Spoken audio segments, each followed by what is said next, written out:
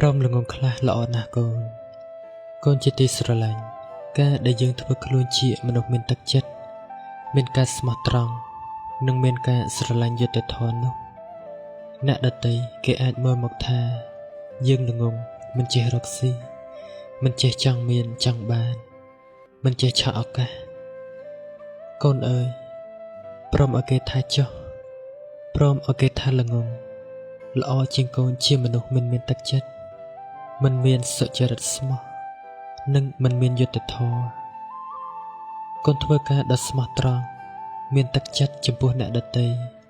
ស្លូតបូតត្រឹមត្រូវសូម្បីមិនសូវមានទ្រព្យលើសពីការប្រើប្រាស់ដោយគេក៏ដោយតែកូនសប្បាយចិត្តគ្រួសារយើងអាចខ្វះខាតខ្លះប៉ុន្តែមានភាពកក់ក្ដៅរស់នៅឃើញមុខគ្នា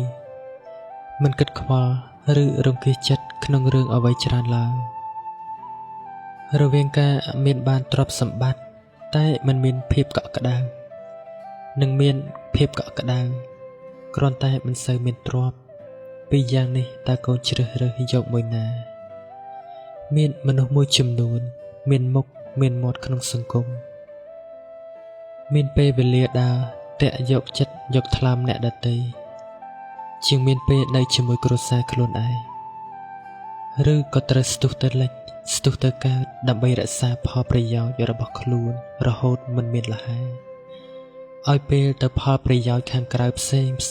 ច្រើនជាងឲ្យដល់គ្រួសារឬបំណុះសោត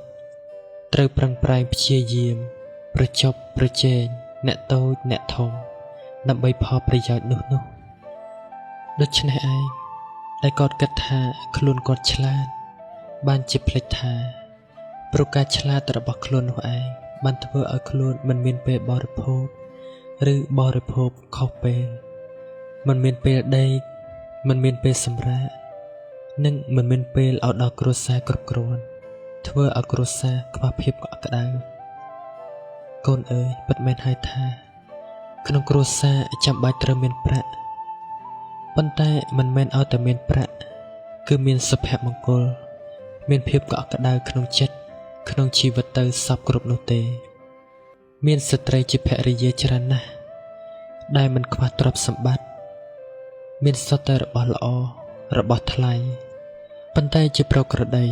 មានមុខអាបស្រពោនព្រោះខ្វះភាពកក់ក្ដៅពីស្វាមីនោះឯងមនុស្សដែលគិតថាខ្លួនឯងឆ្លាតតែមិនមានពេលដេកនៅផ្ទះត្រូវចោលប្រពន្ធចោលកូនជារឿយខ្វះការស្មោះត្រង់មួយនឹងមួយខ្វះធម៌សណ្ដោសល្មោបលោភលន់រកស៊ីទុច្ចរិតខ្វះយុត្តិធម៌លក្ខកូនអើយក្នុងរឿងទាំងអស់នេះបើគេថាកូនល្ងងព្រោះមិនចេះដូចគេគឺល្អណាស់